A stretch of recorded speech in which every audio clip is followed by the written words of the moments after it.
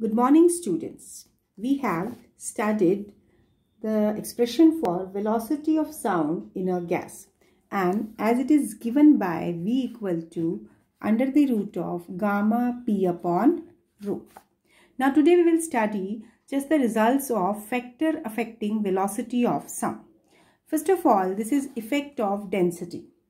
So here you can see from this expression that velocity of sound, this is inversely proportional to density. So more will be the density, less will be the velocity. This is the first factor. Next is effect of pressure. As we know that velocity is equal to gamma P upon rho. So, but density is also given by mass per unit volume. So velocity is, this is gamma P V upon M under the root.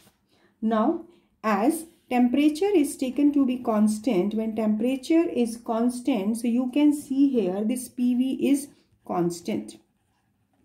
So what does it mean? That velocity of sound in the gas, this will remain to be constant. So velocity of sound, this is independent of pressure. Independent of pressure provided temperature remains constant. This is the essential condition.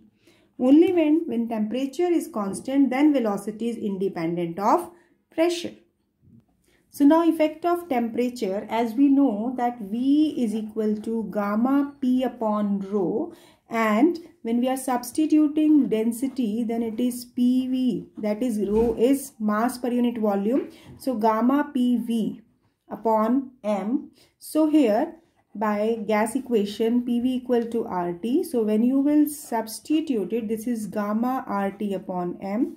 So we come to the conclusion that velocity of sound is depending upon temperature. So sound travel faster on, यानी जितना ज़्यादा हमारा temperature होगा उतनी ही speed भी ज़्यादा होगी. So that's why sound travel faster on hot summer day than on winter cold day. Now next is effect of humidity.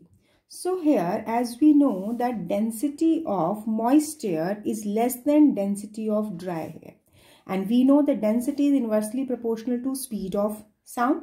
So here velocity of sound in moisture, this will be, you can say, greater than that of speed of sound or velocity of sound in dry air. So density of moisture is less, so velocity of sound in moisture will be more. So these are the few conclusions which we have done. Now principle of superposition of waves.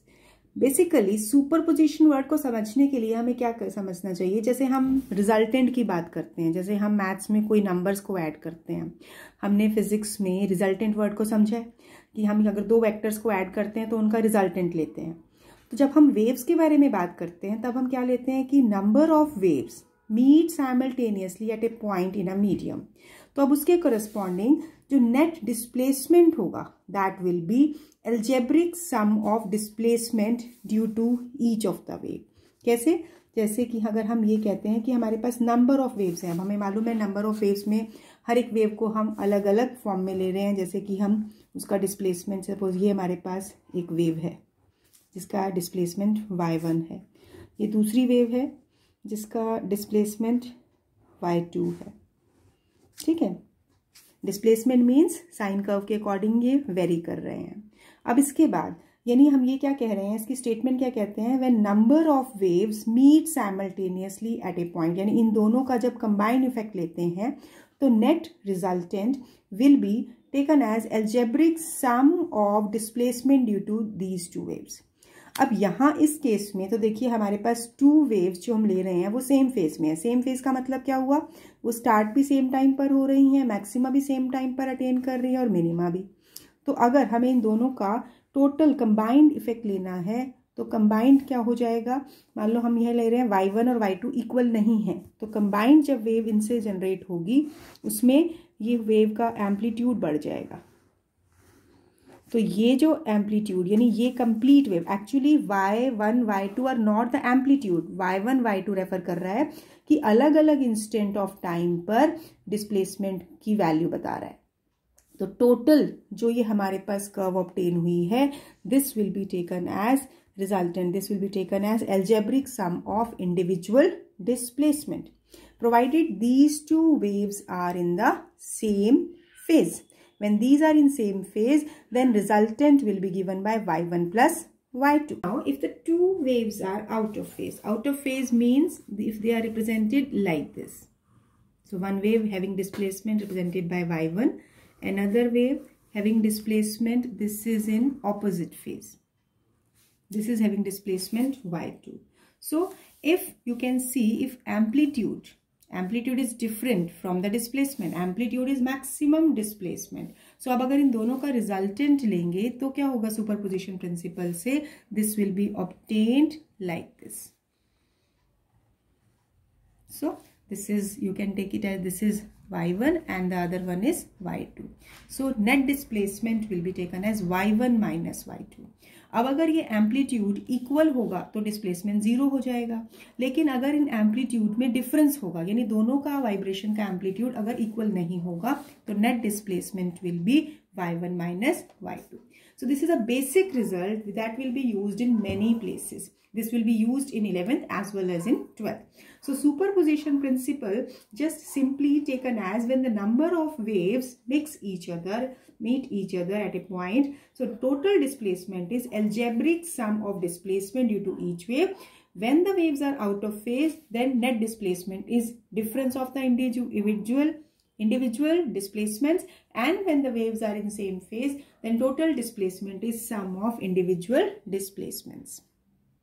Now next topic which we are taking today, standing waves or stationary waves. As the name indicates, stationary यानी these are not progressive in a direction. Standing means stable at a point.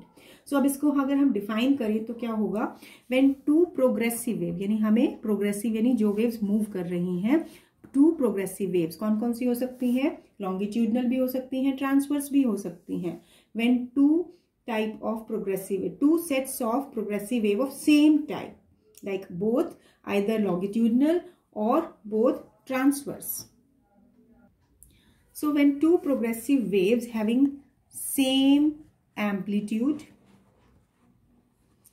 same time period कहें, और frequency or wavelength, traveling with the same speed, both the waves are traveling with the same speed along a straight line but in opposite direction. This is essential condition for formation of stationary waves. So when two sets of progressive wave of same type having same amplitude, time period or frequency or wavelength traveling with the same speed along a same straight line in opposite direction, so net wave that will be obtained by applying superposition, this is called stationary or standing waves.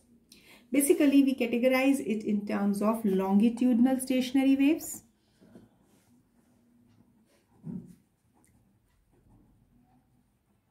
and transverse stationary waves. Define हम उन्हें वैसे ही करेंगे, बस वहां पे progressive wave की जगह हम मेंशन कर देंगे कि टाइप ऑफ वेव कौन सा है. So when we are defining longitudinal stationary waves तो कहेंगे it is formed as a result of superposition of two identical longitudinal waves traveling in opposite direction, like standing waves produced in the organ pipe. जो organ pipes यानी sound instruments जो होते हैं, organ pipes में जो stationary waves produce होती हैं वो longitudinal होती हैं. Whereas transverse stationary waves, these are formed as a result of superposition of two identical transverse waves traveling in the opposite direction, and these waves are produced in stretched strings. In stationary waves produced on the vibration of the string, that is taken as transverse stationary waves. So in stationary waves, जब stationary waves form होती है like this, क्योंकि two waves का same amplitude same frequency जब ये travel करती हैं opposite direction में, both are travelling in the same direction, तो जो वेव प्रोड्यूस हो रही है वो स्टेशनरी वेव है। अब इसमें कुछ ऐसे पॉइंट्स होते हैं, यहाँ ये देख सकते हो, these are the points in the stationary waves which are permanently at rest. So these points which are permanently at rest, that means the points of the medium which are permanently at rest, these are nodes. यानी these dots I have mentioned, ये सारे points को हम क्या बोलते हैं, nodes, जो permanently rest पर है। Whereas there are some other points which vibrate about their mean position, like ये वाले जो पार्टिकल होंगे जो मीन पोजीशन के अबाउट यहाँ वाइब्रेट कर रहे हैं विद लार्जेस्ट एम्पलीट्यूड। तो अगर इस वेव में देखें, एम्पलीट्यूड ऑफ वाइब्रेशन मैक्सिमम कहाँ है, इस पॉइंट पर, ठीक है। तो इसके करस्पॉन्डिंग जो पॉइंट बना, these are some points which vibrate about their mean position with largest amplitude. So इन पॉइंट्स को हम बोलते हैं एंटी नोड्स, यानी एंटी नोड पर वाइब्रेशन हो रही है और एम्पलीट्यूड ऑफ वाइब्रेशन मैक्सिमम है, नोड्स पे पाई पार्टिकल रेस्ट पर है, अबाउट इट्स मीन पोजीशन है। Now after this, let we discuss few characteristics of standing waves. Basically, within the standing waves, the disturbance is confined to a particular region between starting and reflecting point of the wave. यानी हम ये कहेंगे कि जैसे हमारे पास हम stationery waves बना रहे हैं, जैसे अगर हमारे पास ये वाली एक स्टेशनरी वेव्स है, तो बेसिकली क्या, जो भी डिस्टर्बेंस है वो स्टार्टिंग और एंडिंग पॉइंट के बीच में ही कन्फाइंड है। So disturbance is confined to a particular region between starting point and reflecting point. Reflecting point और एंड पॉइंट भी कह सकते हैं, क्योंकि ये वो पॉइंट है जहां से ये वेव रिफ्लेक्ट होके आ रही है। Second point, there is no onward motion of disturbance from one particle to adjoining. So now, next point, total energy associated with stationary wave is twice the energy of each of incident and reflected wave. So basically stationary waves में आपके पास two waves हैं, incident and this is the reflected wave. तो यानी total energy wave की क्या हो जाएगी, sum of energy of incident and reflected wave, जिसको हमने बोला energy of each, that is twice energy of each of incident and reflected wave. But there is no flow or transfer of energy along this stationary wave. Next point, you can see here that as we have obtained some nodes and antinodes points. So the distance between two consecutive nodes is, as पूरी wavelength अगर हम बात करें ये lambda होता है, तो distance between nodes, this is lambda by 2, and distance between two consecutive antinode is also lambda by 2. तो अगर हम ये कहें एक नोड और एंटी नोड के बीच का डिस्टेंस कितना होगा, this will be your lambda by 4.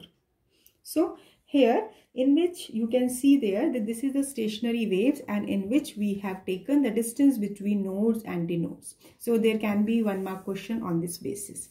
Next point, in stationary wave, basically medium split up into two segments and each segment is vibrating up and down as a whole. यानी अगर जिस medium में particles upward direction में vibrate कर रहे हैं तो उसमें सारे ही पार्टिकल्स अपवर्ड हैं and same is the case in the downward case. So here the medium is splitting up into number of segments and each segment is vibrating up and down as a whole. So all the particles in one particular segment vibrate in the same phase. इसमें सभी particles same phase में है, like this. So particles in two consecutive segment, यानी ये क्या segment हो गया, particles in two consecutive segment differ in phase by 180 degree. यानी इनके बीच का phase angle 180 degree है, जबकि एक ही segment में जो particles हैं they all are in the same phase. Now just point number 8.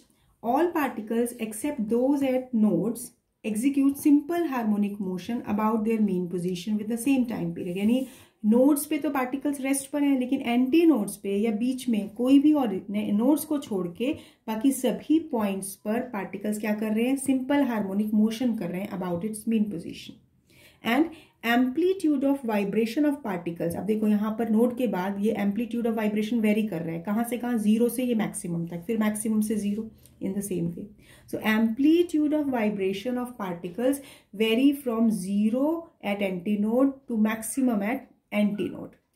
So next point, twice during each vibration, all particles of the medium pass simultaneously through their mean position.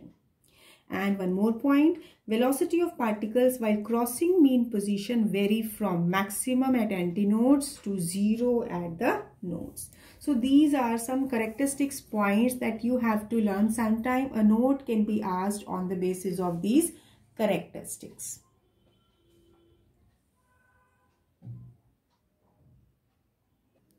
Now next is we are discussing stationary waves in the strings. So if we have taken a string, let this string having length L. So now let me discuss its different modes of vibration. First, normal mode of vibration. For first mode of vibration, what kind of wave will be generated? You can see here that for the same length, here will be 2 nodes and 1 antinode, यानी ये point fix पर wave आपकी इस form में generate हो रही है. तो अभी अगर हम देखें कंप्लीट वेव, यानी पूरी वेव तो ऐसे होती है. अब स्टेशनरी वेव्स है तो इसकी वेवलेंथ पूरी वेव की क्या होती है? लैम्डा. तो फर्स्ट मोड ऑफ वाइब्रेशन के लिए मान लो हम वेवलेंथ ले लेते हैं lambda 1. So this length of this wave, this string is equal to wavelength by 2, क्योंकि पूरी वेव लैम्डा है और इसकी वेवलेंथ हम लैम्डा 1 ले रहे हैं. तो ये कितना पार्ट है? 1 वेव का half part. So it is lambda 1 by 2. It means lambda 1 is 2L. Then what will be frequency of vibration? Frequency of vibration का फॉर्मूला हम वेलोसिटी से रिलेट करते हैं, v by lambda. So it is v upon 2L. अब क्योंकि ये आपकी क्या है? स्ट्रिंग है, तो velocity of transverse wave in stretched string, this will be given by under root of T upon M. You know it. T is the tension produced in the string and M is the mass per unit length of the string. So correspondingly frequency क्या हो जाएगी? V की value अगर हम substitute कर दें, this is under root of Tm. So this is fundamental frequency. This is the first, you can say this is the fundamental mode, fundamental frequency of first normal mode of vibration. और इसके corresponding जो sound produce होती है या note produce होती है, note और sound so produced, this is called fundamental note. Or another name we give it to it that you have to learn, this is first harmonic. So I hope this is clear. जब आपको first normal mode को discuss करना है तो wave form draw करना है, फिर उसके कॉरेस्पॉन्डिंग वेवलेंथ को हम लेंथ से रिलेट करते हैं, लेंथ ऑफ स्ट्रिंग से, and finally we obtain frequency. Now second mode of vibration, यानी सेम स्ट्रिंग जिसकी लेंथ L है, अब इसमें second mode of vibration produce होनी है. तो उसमें मोड कैसे रहेगा? वेव जो जनरेट होगी that will B obtained like this, यानी कंप्लीट लेंथ L. एंड अब उसमें क्या हो रहा है? इस केस में 3 नोड्स हैं और 2 एंटी नोड्स प्रोड्यूस्ड हो रहे हैं. तो अगर हम लें lambda 2 is the wavelength corresponding to the second mode of vibration, तो इस केस में लेंथ क्या होगी? लैम्डा 2 के इक्वल. क्यों? क्योंकि ये कंप्लीट वेवलेंथ है. तो अब इसकी फ्रीक्वेंसी क्या हो जाएगी? v बाय लैम्डा 2, यानी v बाय L. अब अगर मैं इसको नेक्स्ट स्टेप में 2 से मल्टीप्लाई और 2 से ही डिवाइड कर दूं तो इसको लिख सकती हूँ 2 इंटू न्यू 1, क्योंकि न्यू 1 जो फंडामेंटल फ्रीक्वेंसी थी that was v by 2L. You can see here, just see here, this fundamental frequency is v by 2L. This is new one. So now we have used it here. अब इसके बाद now इसके corresponding जो sound produce होती है जिसको हम note भी कहते हैं, notes so produce, this is called second harmonic. और एक और टर्म इसको हम देते हैं first overtone. Harmonics and overtones ये न्यू टर्म्स हैं. Similarly third mode of vibration, basically strings के केस में या किसी भी पर्टिकुलर टॉपिक में हम यहाँ 3 मोड्स ऑफ वाइब्रेशन स्टडी करेंगे. Similarly nth mode can be describe. अब अगर ये लेंथ हमने सेम ली है तो अब इसके कोरस्पॉन्डिंग आपके पास जो मोड्स ऑफ वाइब्रेशन होगी corresponding to length L, there will be like this. Here you can see 3 antinodes and 1 2 3 4, these 4 nodes and 3 antinodes. अब अगर हम ले λ3 is the wavelength corresponding to this third mode of vibration. So correspondingly अब wavelength कितनी होगी, यानी यहाँ देखो एक कंप्लीट वेव हो रही है, दिस इज वन वेव और ये 1/2 हो गई नेक्स्ट वेव का, तो L कितनी होगी λ3 प्लस λ3/2. सो यहाँ पर इसका एलसीएम लोगे तो ये होगा 3 λ3/2. तो अब यहाँ से λ3 हो गया 2L/3. So correspondingly frequency will be V/λ3 and λ3 is 2L/3. So ये हो गया 3V/2L. That means 3 times fundamental frequency. और उसके corresponding जो sound produced होती है उसको हम term देते हैं third harmonic. Third माने 3 times fundamental frequency, third harmonic और second overtone.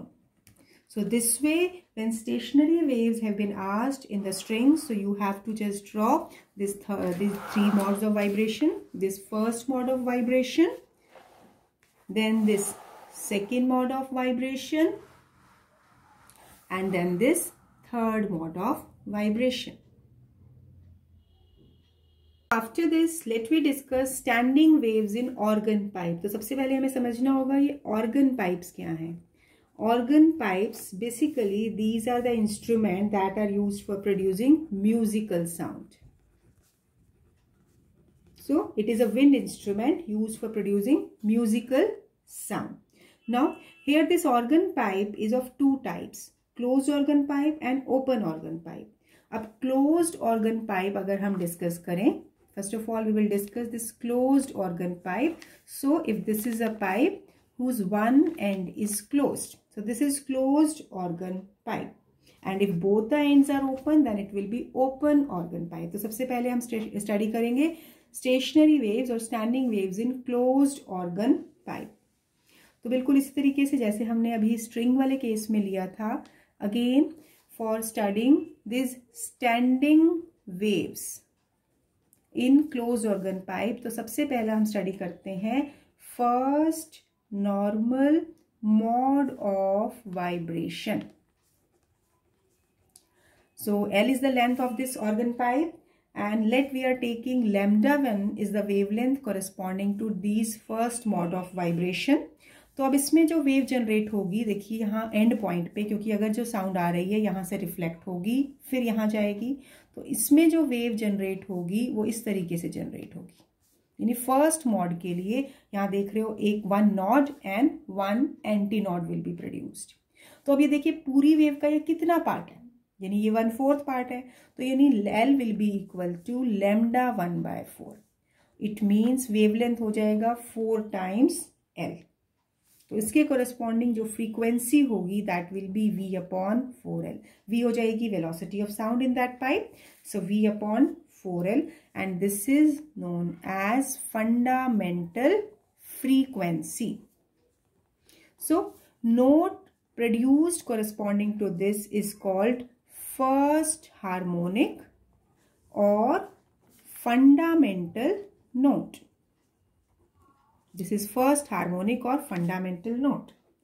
Similarly, if we take second normal mode of vibration, length of the organ pipe will be remaining to be the same, but here what will be changing? Here you will see like this kind of wave will be generated. Just you have to learn this. So अब इस case में देखिए पूरी wave का कितना part है. तो सबसे पहले सेकेंड मॉड के लिए यहाँ वेवलेंथ चेंज हो जाएगी. λ2 is the wavelength corresponding to second mode of vibration. तो L क्या हो जाएगा यहाँ पर, this L will be यानी λ2/2 बने, ये पार्ट हो गया λ2/2 and this is your λ2/4, यानी 3/4 वेव हो गई. तो ये एलसीएम लोगे तो ये आ जाएगा 3 λ2/4. तो यहाँ से वेवलेंथ निकालें, ये हो जाएगी 4/3L. तो frequency corresponding to this will be given by V/λ2. This is V/4L into 3. So that means 3 times fundamental frequency. तो इसके कॉरस्पॉन्डिंग जो साउंड प्रोड्यूस हो रही है उसको हम नाम देंगे, कौन सा हार्मोनिक होगा ये, क्योंकि 3 टाइम्स फंडामेंटल है, so it will be third harmonic और first overtone. Now next, third mode of vibration. So देखिए, for third mode of vibration corresponding to same length of the organ pipe, here you can see the mode of vibration will be like this। देखिए, open and पे हमेशा anti node बनेगा और close and पे हमेशा node बनेगा। तो यानी ये जो वेव जनरेट होगी like this will be like this। so you can see here 1 2 3 nodes and 3 antinodes, यानी हम सभी केस में देख रहे हैं क्लोज्ड ऑर्गन पाइप में यहाँ पर कोई भी मोड ऑफ वाइब्रेशन हो, number of nodes and antinodes equal है। तो lambda t is the wavelength corresponding to it. तो कंप्लीट लेंथ, कंप्लीट वेवलेंथ हो गई lambda 3 plus lambda 3/4, this is 5 lambda 3/4। तो वेवलेंथ लैम्डा 3 इज 4L/5। देखिए, सारा mathematical concept है, so just you have to write all the steps one by one. तो frequency हो जाएगी V/λ3, this will be V/4L/5, so 5 times V/4L, this is 5 ν1। So अब इसको क्या बोलेंगे, this will be your fifth harmonic and second overtone. So इसके corresponding जो sound produce हो रही है that corresponds to fifth harmonic और you can say second overtone. तो एक्चुअली जब हम ऑर्गन पाइप्स या स्ट्रेच स्ट्रिंग का कोई भी स्टैंडिंग वेव्स का केस डिस्कस कर रहे हैं, तो अगर हमें इनको डिस्कस करना आ जाए, discuss modes of vibration in organ pipes like closed organ pipe, then in you can say different modes में आपको ये पूरा सबसे इंपॉर्टेंट क्या है, पहले डायग्राम बनाना जरूरी है, फिर फ्रीक्वेंसी ऑब्टेन कराना, हर केस में कुछ भी मिसिंग नहीं होना चाहिए। अगर आप डायग्राम मिस करते हो तो you will lose your half marks for that. Now इसी तरीके से हम इसके बाद इनके फॉर्मूलेज भी लर्न करेंगे। कौन से फॉर्मूलेज, लाइक ये फिफ्थ हार्मोनिक का क्या मतलब है, जो लाइक थर्ड हार्मोनिक है, क्योंकि इसके बेसिस पर न्यूमेरिकल्स में ये कॉन्सेप्ट यूज होता है। Standing waves in open organ pipe. So open organ pipe is a pipe which is open from both the ends. अब इस केस में भी हम यहाँ पर वही तीनों मोड्स ऑफ वाइब्रेशन डिस्कस करेंगे। तो अगर ओपन है तो दोनों पॉइंट्स पर क्या बनेगा, anti nodes, and in between कहीं बीच में नोड बनेगा। तो सबसे पहला हम यहाँ स्टडी करेंगे first mode of vibration. So for this जो इसमें वेव जनरेट होंगी for first mode of vibration will be like this for corresponding to length L। Now λ1 is the wavelength corresponding to first mode of vibration. तो अब ये देखिए ये कौन सी wave है, कितनी वेव है, यानी देखिए एक कंप्लीट वेव ऐसे होती है। अब ये हम वेव कौन सी ले रहे हैं, यानी ये वाला 1/4 और ये 1/4, यानी ये कंप्लीट हो गई हाफ। तो L will be equal to λ1/4 plus λ1/4, या डायरेक्टली मैं इसको λ1/2 भी लिख सकती हूँ। तो λ1 वेवलेंथ हो जाएगी 2 times L। So now frequency corresponding to it, this will be V/λ1, this is V/2L। So the sound produced is called fundamental sound, fundamental note भी कह सकते हैं इसको, और first harmonic। This is first mode of vibration. Coming to second mode of vibration.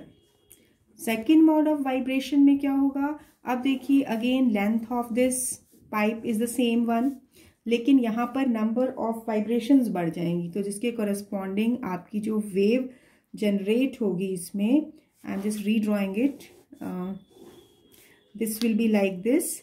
हम यहाँ पर ये लेंगे कि लाइक दिस वे,